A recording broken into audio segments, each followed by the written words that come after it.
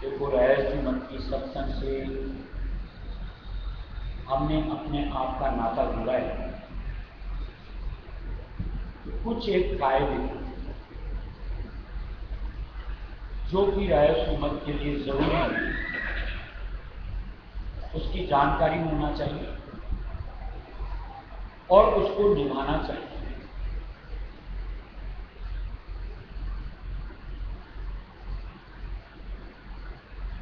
सबसे पहले तो सत्संग में बैठने का तरीका। इसके लिए मालिक ने आलती पालती वाला आसन दिया है कि आलती पालती से बैठो, दोनों हाथ दोनों घुटने पर, रीढ़ की हड्डी सीधी रहे और नजरें हमारी अपने गुरु से जुड़ी रहे, यानी सत्संग के अधिष्ठाता। ये सत्संग का पहला कार्य। दूसरा, जिस वक्त सत्संग में बैठे पूरी तवज्जो शब्दों पर और स्वरूप पर केंद्रित होनी चाहिए।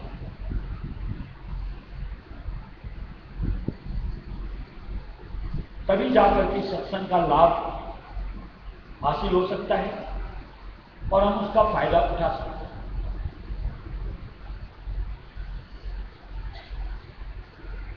यही आलती पालती का ही आसन जो संत मत रहस्य मत में सूरज शब्द योग कह के दिया गया है, आगे की साधना जो कि रहस्य मत ध्यान योग है, उसके लिए भी यही दिया गया है। सत्संग में जैसे आंख खुली रख करके हमें त्राटक करना है, ध्यान में आंखें बंद करनी है और जिसका हम त्राटक करते हैं, यानी हमारे गुरु स्वरूप का, उसी स्वरूप का अंतर में हमको ध्यान बनाना है। देखो, जहां आप ध्यान शब्द का इस्तेमाल करते हो तो कोई एक स्वरूप जरूर होना चाहिए और रहस्य मत के हिसाब से वो हमारा गुरु स्वरूप होता है। कल की सत्संग में जैसे बात की थी कि वो मालिक के कुल्ल के अवतार होते हैं, चेतन का अथाह भंडार होता है, उनमें शब्द काम करता है। इसलिए हम उस मूर्त को अंतर में समाते हैं और उनके फेस का, पूरी देही का ख्याल नहीं करना चाहिए, यानी ध्यान नहीं करना चाहिए।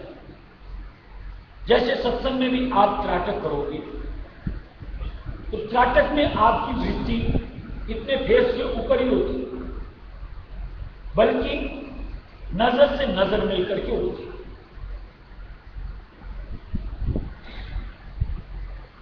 और यही सहूलियत हमको जब आप ध्यान में बैठते हो कि हमको उनकी आंखों से अपने आप को जोड़ना है, जो कि ध्यान का अव्वल दर्जा दिया गया है, उसके लिए सहूलियत मिली। ध्यान में तीसरा दर्जा दिया गया कुल्लम चेहरे का, कि शुरुआत में आप पूरे चेहरे का ख्याल बनाओ और चेहरे का ख्याल बनाते हुए उनकी आंखों के ऊपर अपने आप को केंद्रित करो। अगर आपका ध्यान चेहरे के ऊपर केंद्रित हो गया, फिर दूसरा दर्जा दिया गया है कि ललाट और आंख का। ललाट का क्यों दिया गया कि आज्ञा चक्र से ऊपर सारे के सारे स्थान मुकामात हमारे घट में मैच होते हैं बाहर से, और हम जिनका ध्यान करते हैं उनकी गम उन स्थानों तक होती है। इसलिए ललाट से कहीं उनके नूर की धार प्रवाहित होती रहती है। यानी ऑटोमेटिक अगर हम उनके ललाट और आंख का ध्यान करेंगे तो हमारी वृत्ति उस तरफ रुजू करेगी, आकर्षित होगी, वहां जाकर के टिकेगी। और सबसे अव्वल दर्जे का सिर्फ और सिर्फ आंख का, जहां से कि यूं कहो नूर का, प्रकाश का स्रोत फूटता है। यानी अगर उनकी नजरों के ऊपर हम अगर टिक गए, आपकी चेतनता का उलटना शुरू होता है, सिमटना शुरू होता है ऊपर की तरफ, यानी आज्ञा चक्र से ऊपर प्रवाहित होना शुरू होता है। जितनी चेतनता आपकी नीचे से ऊपर की तरफ उल्टेगी, उतना आपका काम बनता चला जाता है।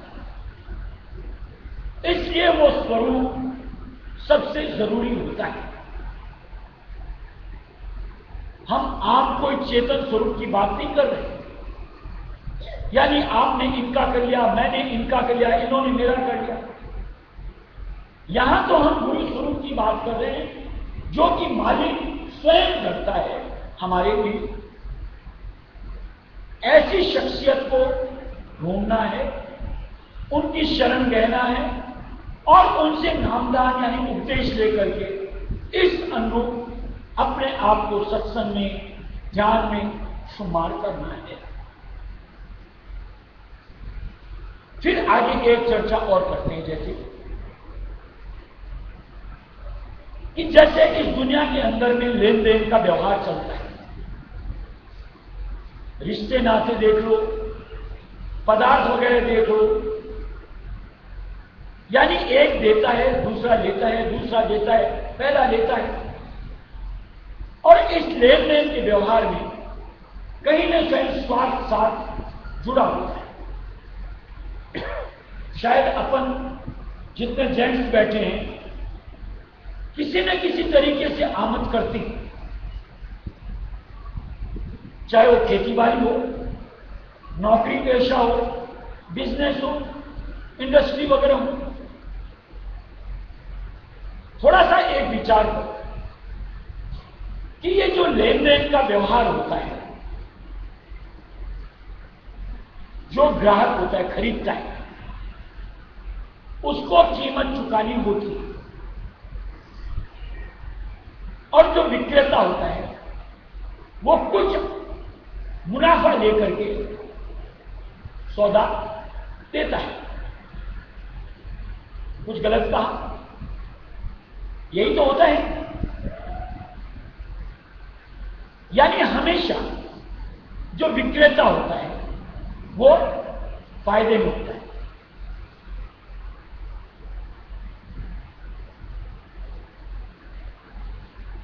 इस दुनिया के अंदर जो देखते हैं अपन, ये सरकारी रवैये वगैरह, जहां पर मान लो कुछ जैसा भी राजस्थान सरकार ने चला रखा है या भारत सरकार ने भी ऐलान किया है कि 1 रुपए किलो अनाज, 2 रुपए किलो अनाज, ये सरकार कुछ जीवों को सहूलियत देने के लिए कुछ नुकसान भर करके किसी तरीके से मदद प्रदान करती है। जहां हम आज बैठे हैं यहां वो ऊपर की सरकार काम करती है, यानी कुल सृष्टि का जो रचयिता,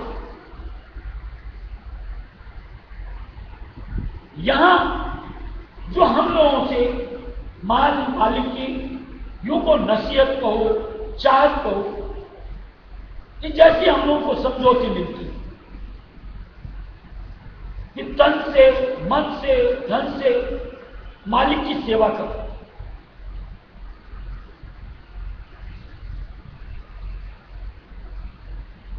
यहां दुनियादारी का सौदा नहीं कि वो स्वार्थ अपना साधता हो, यानी मुनाफा करके हमें माल बेचा जाता हो।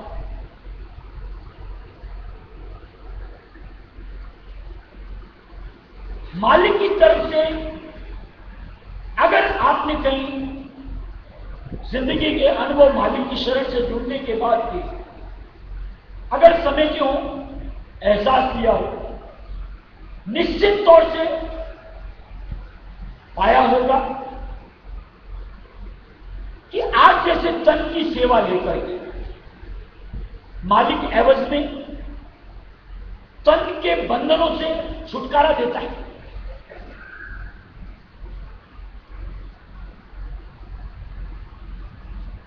अगर आप रायस्वामी दयाल यानी स्वामी जी महाराज की वाणी को खरा मानते हो, उन्होंने अपनी बड़ी वाणी में दिया है कि पहला बंधन पड़ा देह का, यानी सबसे भारी बंधन इंसान का, प्राणी का अपनी देह के साथ होता है। और इतना बड़ा भारी बंधन इस तन से अगर मालिक की सेवा कर ली जाए, सहजता में छुटकारा हो जाता है। यानी उसके बाद आराम, बीमारी या यहां तक कि मान लो मौत तक, कि जब इसमें से सुर यानी आत्मा निकलेगी, उस वक्त भी हमारी वृत्ति अगर बढ़ चढ़ करके सेवा में, अपने तन की सेवा में अपने आप को शुमार करे, किसी तरीके का भय नहीं होता, बल्कि जो हम लोगों को सुरक्षा योग की साधना दी जाती है, बताई जाती है, और हम उसको कमाते हैं नित्य में, तो जो मृत्यु का द्वार है, आज्ञा चक्र, जहां की सुरत यानी आत्मा की बैठक होती है, इसका फेरा यानी चेतनता को समेटते हुए इसके फेरे में और इसको क्रॉस करके आगे निकलने के प्रयत्न में हम नित्य में अपने आप को जोड़ते रहते हैं। जहां आप तन से सेवा करते हो, भजन भक्ति करते हो, मौत के वक्त भी बड़ी सहूलियत होती है। मौत कैसे होती है? जिस वक्त मौत का यूं कहो आता है संदेशा, नीचे से चेतनता उलटनी शुरू होती है और अंत में आंख की पुतलियां उलट जाती हैं, आज्ञा चक्र क्रॉस किया, देख मट्टी हो जाती। देख लो डॉक्टर लोग वगैरह भी जब किसी को मुर्दा घोषित करते तो पुतलियां देखते हैं, पलट गई, बोलते गया। सत्संगी को उसी रास्ते से नित्य में फेरा निकालते हुए क्रॉस करने का प्रयत्न करते रहना। तन की सेवा करो, भजन भक्ति करो और इस देश से यूं को निरस्ता हो जाए। जैसा कि देखा होगा, अपने घर परिवार में किसी सत्संगी को या यूं को सत्संगी माहौल में किसी सत्संगी को जब उसकी देह छूटती, या फिर एक जो दुनियादार जो कि देह त्याग करता है, जो दुनियादार देह त्याग करता है, उसको यूं कहो चूंकि बंधन में आसक्ति होती है, रग रग के अंदर में उसके यूं को बंधन का अंग बड़ा रहता है, बड़ा कष्ट झेल करके मौत को स्वीकार करना पड़ता है। और ऐसी दशा के अंदर में चेहरा कुंदरा जाता है और यूं को दुख उसके चेहरे पे साफ झलकता है। लेकिन जो एक सत्संगी होता है, जिसको कि अपने मालिक अपने गुरु के ऊपर एतबार और उनकी मूरत के साथ अपने आप को नित्य में जोड़ता रहता है, जब अंत समय आता है, यूं कहो उसकी चेतनता के जब पलटने की बारी आती है, आनंद महसूस करता है, दुख नहीं होता। और जिसका कि इजहार सत्संगी जब देह त्यागता है, उसके चेहरे की मुस्कान, चेहरे की रौनक बयां करती है। और जैसा कि मालिक के कुल राया सुनी दयाल का कौल कि अंत में सूरज को मालिक की गोद मिलती है, यानी गोद कब मिलेगी? जब दर्शन मिलेंगे, यानी उस वक्त मालिक का दर्शन और उनकी गोद को पाकर आनंद मगन हो जाता है। और वही एक रोग चेहरे के ऊपर झलकता है। इस तरीके से मालिक तन के आधार को खत्म करते हैं। कल की सत्संग में जैसे बात की थी कि सबसे बड़ा दुश्मन हमारा मन होता है भक्ति कमाने के लिए। संत मत राय सुमत में जो हम लोगों को सुमिरन जाप को बताया जाता है, या ध्यान के वक्त जो नाम का आधार बताया जाता है, ये मन से दिया गया है। यानी सुमिरन करो तो मन से जाप करो, चिल्ला चिल्ला करके दूसरों को सुना करके लाउड स्पीकर लगाकर कतई नहीं। जितना आप मन से मालिक के नाम से अपने आप को जोड़ोगे, जो सत्संग सुनते हैं मन से उसको मुनोगे, आपका मन का बंधन खत्म हो जाता है। यानी उसके बाद जो मन हरकत करता है, हरकत कहने का मतलब जैसे तरह तरह की तरंगे, चाहे पदार्थों की कहो, भोगों की कहो, दुनिया के संसार नश्वर संसार की कहो, ऑटोमेटिक इधर से आधार खत्म हो जाए, शांत शीतल स्थिर हो जाता है। यानी मालिक के नाम में इस तरीके से रम जाता है कि फिर भोग क्या होते हैं कि उसके लिए घाय कि पदार्थ कि उनकी मोहताजी लेता रहे, कि दुनिया का ये नश्वर आधार संगी साथियों का कि उसके लिए हर वक्त जोड़ तोड़ करता रहे, खत्म। फिर ढूंढता है मालिक की मेहर, दया, सेवा, नजदीकी, और इनको पा करके चित्त मालिक के चरणों में, जो कि मन का पाठ होता है, रम जाता है। यानी मालिक मन को अपनी सेवा में जोड़ करके मन से, जिसको कि आज तक यूं को ऋषि मुनि सब अपनी बड़े बड़े महंत जो अपने आप को मानते आए हैं या मानते थे, काबू नहीं कर पाए, उसको एक सत्संग हमारे आपके जैसा अगना था, उसके ऊपर कंट्रोल कर लेता है। यानी अपने गुरु को सिर पर धार कर सिर्फ उनके मार्गदर्शन में अपनी जिंदगी की गाड़ी को अंत की तरफ तक संवारता हुए बढ़ाता है, और इस मन से पीछा छूटता है। और जैसा तीसरा बंधन जो हम सब के साथ हम लोग नित्य में देखते होंगे कि आज माया का धन कहो,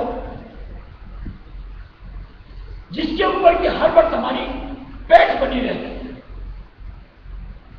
कहावतें जाती हैं, कही जाती हैं कि चमड़ी भले जाए दमड़ी नहीं जानी चाहिए। इतनी आसक्ति उस धन के अंदर से हमारी रम जाती है, समा जाती है। और एक तरीके से कहो कि जैसे सर्प कुंडली मार करके बैठता है, ऐसे हम लोग उस धन के इर्द गिर्द बंध जाते हैं। ऐसा लगता है कि कोई ले न जाए, रातों की नींद हराम हो जाती है और दिन भर उसी की गुनाहों चलती रहती है। उससे जैसे अभी भेंट की कार्रवाई हुई, इसका रीजन ये दिया हुआ है कि अगर हम अपनी जो कमाई होती है उसका एक हिस्सा, उसके लिए भी मालिक ने निर्धारित किया है कि मान लो अभी अपनी आर्थिक स्थिति सही नहीं, यानी बड़ी मुश्किल से घर की गुजर बसर होती है, फिर भी कम से कम 16वां हिस्सा मालिक के नाम गरीब दिन दुखियों की सेवा में जरूर लगाना चाहिए, निकालना चाहिए, कम से कम। और अगर आपकी गृहस्थी बड़ी तरीके से चल रही है आराम से, तो निश्चित तौर से कम 10वां हिस्सा, यानी 100 रुपए में से 10 रुपए, 1000 में से 100, लाख में से 10,000 मालिक के नाम निकाल करके मालिक की भेंट में, सत्संग के निमित्त आते जाते हैं उसके खर्च में, दीन दुखी किसी को देखो उनकी सेवा में लगाना चाहिए। और जो बढ़ चढ़ करके इस तरीके से अपने धन का सदुपयोग करता है, सुन लो अच्छी तरह, निश्चित तौर से उसकी धन के साथ अकड़ पकड़ जकड़ कतई नहीं होगी। दूसरे शब्दों में कहो, टेंशन फ्री हो जाता है। फिर चित्त मालिक के चरणों में, चाहे आस्वरूप कहो, चाहे मालिक का नाम कहो, बड़ी तल्लीनता के साथ रखता है और निश्चित तौर से आनंद मगन होता है। इस तरीके से मालिक बड़ी सहजता के साथ बढ़ते बढ़ते जो बंधन होती है, जिनकी वजह से कि आज तक हम लोग इस मंडल में ठहरे हुए हैं, उनसे मालिक छुटकारा दिलाता है। इसलिए हर सत्संगी को बढ़ चढ़ करके मालिक की सेवा में तन मन धन जोड़ना चाहिए, लगाना चाहिए, खर्च करना चाहिए। कई जगह क्या होता है, जैसे मान लो तन की सेवा है, इसके लिए कई जगह हिचक होती है। हिचक कहने का मतलब, जैसे मान लो आज झाड़ू बुहारनी है, नाली मोरी साफ करनी है, मैं कैसे करूं? 4 लोग देखेंगे मुझे नीचा मानेंगे। मैं तो देखता हूं मालिक तमाशा दिखा, ऐसा लगता है झाड़ू पकड़ने में शर्म आती है। फिजूल की कितनी बातें करा लो, उसमें बड़ा आनंद आता है। कभी सोचो तो सही यार, जैसे अभी खुलासा किया कि अगर सेवा में अपने आप को नहीं जोड़ोगे, इस तन से बंधन कैसे छूटेगा? और अगर तन से बंधन नहीं छूटा, अंत घड़ी की याद कर लो कि जब देह से प्राण जाएंगे और चंद्र चूंकि बंधन रहेगा, सेवा नहीं करी तो क्या हाल होने वाला है? दुर्दशा करो, त्राही त्राही मचे। इसलिए निश्चित तौर से यह शर्म हया छोड़नी चाहिए और जैसी बन सके। मालिक ने यह नहीं दिया कि मान लो हमारी शारीरिक निबद्ध अवस्था है तो हम कोई ज्यादा परिश्रम वाला काम करें, कोई जरूरी नहीं होता। जो आपके शरीर को माफिक पड़े तजवीज करो। इसी तरीके से मन, बहुत है हमने से, बल्कि बहुत अधिकतर है। न तो मानसिक सेवा करते हैं, यानी कभी भी बैठ करके मालिक की निस्बत कोई भी चीज को याद करके उसमें अपना समय लगाते हैं, न सुमिरन करते हैं। हम में से अधिकतर सिर्फ फॉर्मेलिटी करते हैं। फॉर्मेलिटी कहने का मतलब कि बस आंख बंद किया, राय सुनी क्या, बस जुट जाओ घर के, गृहस्थ के, दुनिया के कामों के। कई ऐसे ये भी नहीं करते। ध्यान तो बहुत दूर की बातें होती हैं। ख्याल करो जैसे अभी चर्चा की, ये मन अगर इस दुनिया को बुनता रहा तो जैसा कि धर्म ग्रंथों का उल्लेख है कि जब अंत घड़ी आती है, ज़हन में आपके जो ख्यालात चलते रहते हैं, मन वहां अटकता है और जिंदगी भर जैसे कर्म किए उस गुनाहन के अनुरूप आपको उस देह में भेज दिया जाता है। 84 से छुटकारा नहीं मिला। क्या पाया संत मत रहा है सुमत से जोड़ करके अपने आप? क्या यही दशा चाहते हैं कि जब अंत घड़ी आए, दिमाग में क्या है, अरे मेरा पोता कहां, अरे मेरा वो धन उधर रह गया, या अरे वहां का जंजाल बाकी रह गया। अगर मालिक की सेवा में जोड़ोगे उस वक्त ठीक मालिक का नाम स्वरूप आपको याद बने। साफ शब्दों में दिया हुआ है, थोड़ा सा कहीं पुराने धर्म ग्रंथ पढ़े कि अंत मति सो गति। जो आपके अंत में सोच विचार आपके ज़हन में रहता है उस अनुसार गति मिलती है। ज़हन में अगर मालिक रहे, मालिक की शरण मिलती है, और दुनिया के जंजाल अगर आपके ज़हन में रहेंगे तो निश्चित तौर से शरण से दूरी। और फिर देखो 84 लाख।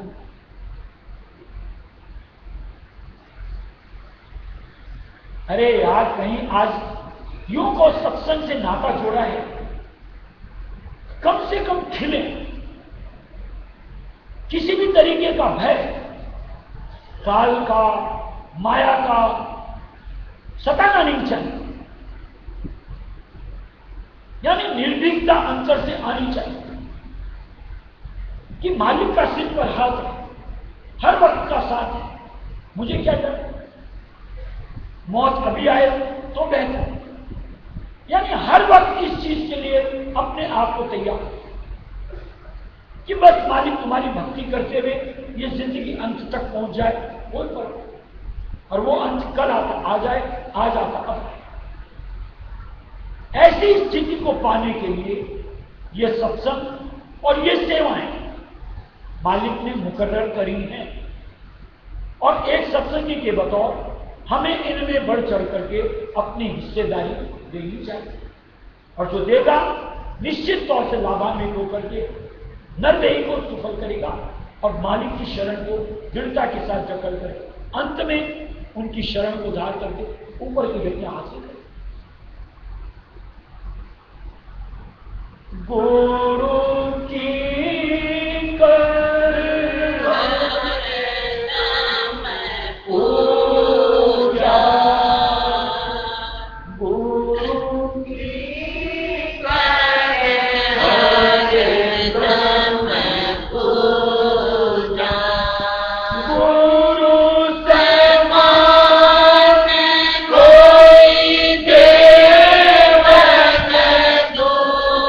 जा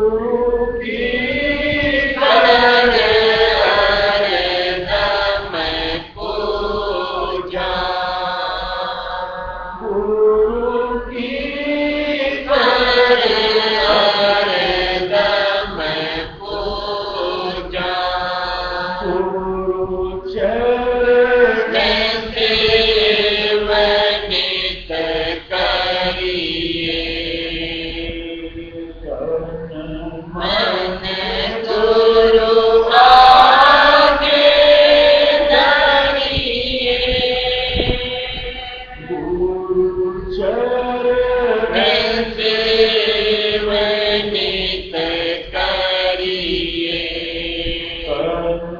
मन गुरु आगे करिए। गुरुदेव से करो आखन से। गुरुदेव से करो आखन से। गुरु वचन सुनो तेरे मन से। गुरु वचन सुनो तेरे मन से। गुरु की करे हरदम पूजा।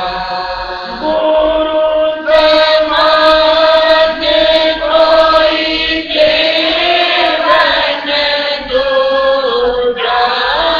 गुरु समान कोई जीवन दूजा।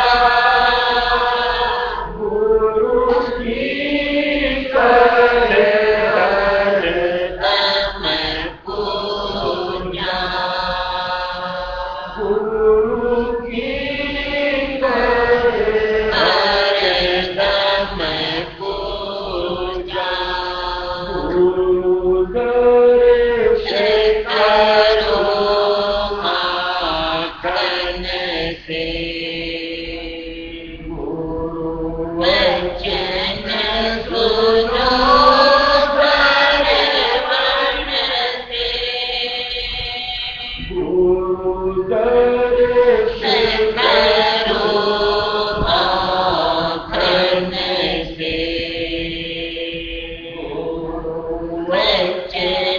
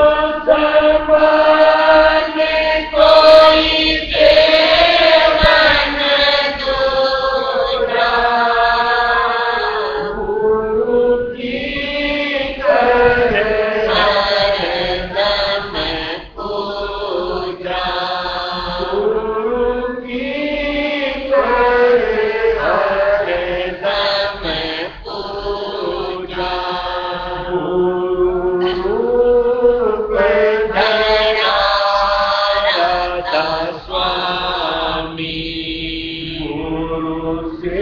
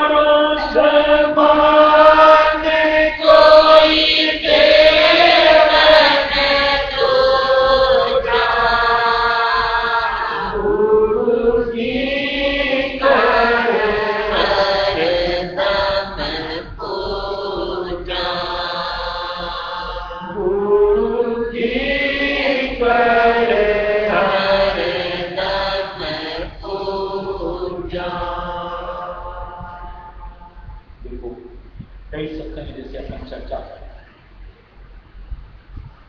कि गुरु मानने में हड़बड़ नहीं करनी चाहिए, करते और ये भी करते हैं कि एक बार बना लिया फिर कुछ सोचना नहीं चाहिए।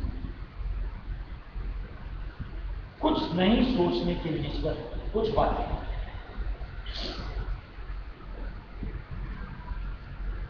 हमने से क्या होता है, अधिकतर पहले कुछ से कुछ न कुछ करते हुए चलते रहते हैं जिंदगी में, और अपने घर गृहस्थ में बहुत कुछ देखते रहते हैं, और उस बहुत कुछ देखने और करने के दरमियान बहुत कुछ भ्रांतियां कई जगह टेक अंतर धार लेता है, समाई रहता है।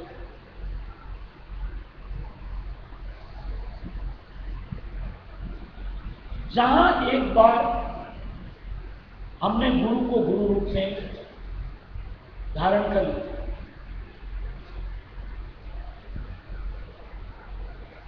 उसके बाद जो भी पुरानी टेक है, भरम है, उनको कुएं में डाल देना चाहिए, यानी विसर जाना चाहिए।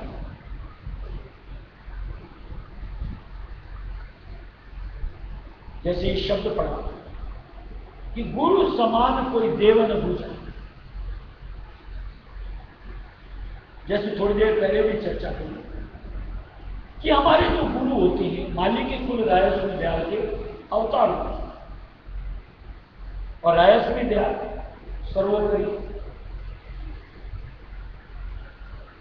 यानी और कुछ जितनी भी धारणाएं, जो कुछ भी हमारे चित्त में जो कुछ भी देखा देखी करते चले आए, सब हेठे रहे, नीचे रहे, तले रहे। और दूसरी बात, अगर हम उनकी भक्ति कर रहे हैं, यानी अपने गुरु की, यानी मालिक के कुल रायस्वामी दयाल, सबका साथ और सबका फल उनकी भक्ति में निहित होता है। यानी अगर उनकी भक्ति करेंगे सब कुछ मिलेगा। इसलिए चित्त को जगह जगह बंटवारा नहीं करना। आज की तारीख में भी मान लो कई हैं हमने से जिनको रायस्वामी मत धारे कई साल हुए, फिर भी मन में कई भ्रांतियां होती हैं। कई भ्रांतियां कहने का तात्पर्य कि घरों में अभी भी लक्ष्मी जी गणेश जी की मूर्तियां, जगह जगह इस मंदिर उस मंदिर डोलना, इस सेवड़ा के उस फलान जी के उस ढीकला जी के चक्कर मारते रहना, अरे यार, कतई जरूरी नहीं। अगर आप रायस्वामी दयाल की भक्ति निर्मल मन से कर रहे हो, न तो कोई खफा होता है। कौन? ये देवी देवता। क्योंकि वो भी जानते हैं कि हम किनकी भक्ति कर रहे हैं। खफा की जगह बल्कि खुश होते हैं कि चलो एक को तो सद्बुद्धि आई, ये तो सही रास्ते आगे बढ़ रहा है। और वो भी तरसते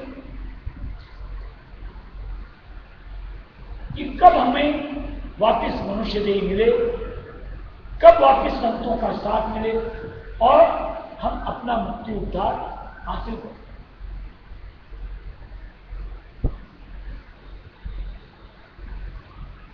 इसलिए ये जो भ्रांतियां अंतर समाई हैं, उसको मन को साफ करो। आप जब रायस्वामी तीर्थ, पता होना चाहिए कि ये 20 मंत्र है। इस मंत्र को जपते हुए हर धर्म का सार इसमें आ जाता है।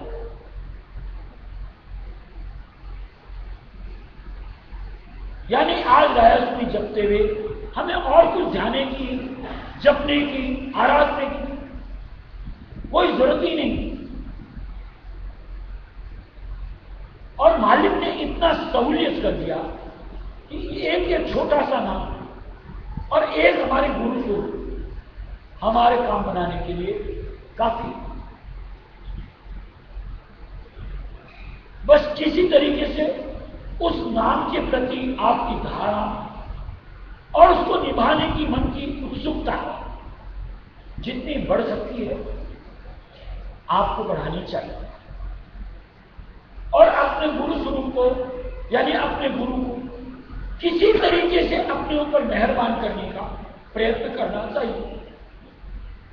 और उनको मेहरबान करने का तरीका सिर्फ इतना कि उनके कथन को मानते चलिए। वो घट-घट अंतर्यामी होते हैं, हमारी हर स्थिति से वाकिफ होते हैं। आपको मदद के लिए गुहार नहीं लगानी पड़ेगी। जैसे जैसे आप भक्ति में अपने आप को फेरते जाओगे, त्यों त्यों उनकी विशेष मेहर दया हमारे साथ जुड़ती चली जाती, यानी निश्चित तौर से हम निहाल होते चले जाते।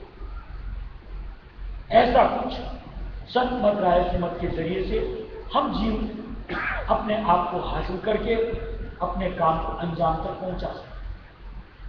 इसलिए इससे बेहतर और इससे सहज कोई दूसरा रास्ता न है और न आइंदा कभी होगा। क्योंकि मालिक ने ला करके दे दिया कि बस अब ये अंत, या इससे आगे और कोई सहजता या और कोई नाम या और कोई तरीका नहीं होगा। करना है आज की घड़ी या आइंदा, यही करते हुए अपने काम को पूरा करें।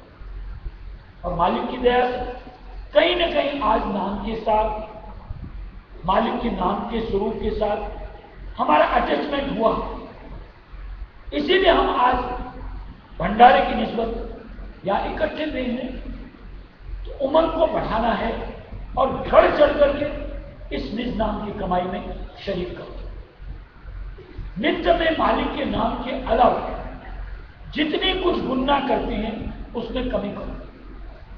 धीरे धीरे मन थमेगा, तन हमारे काम में आएगा, यानी भक्ति के, और इंद्रियां बाहर की जगह अंतर में आएगी। बाहर की जगह अंतर कहने का मतलब, जैसे इसमें एक शब्द में कड़ी आई थी कि गुरु दरस करो आंखन से, गुरु वचन सुनो सर्वन से। अरे यार, दर्शन तो आंखों से ही होता है, वचन तो इन कानों से ही सुना जाता है। लेकिन मालिक का इनका कहने का मतलब कि ये जो इंद्रियां हैं ये हमारे अंतर में भी होती है, और अंतर में जो मालिक का निस्वरूप है, वो अंतर की आंखों से उस निस्वरूप को झांको, ताको, और अंतर में जो मालिक के बोल, रायस्वामी नाम जो गाता है हर वक्त, उसको सुनो।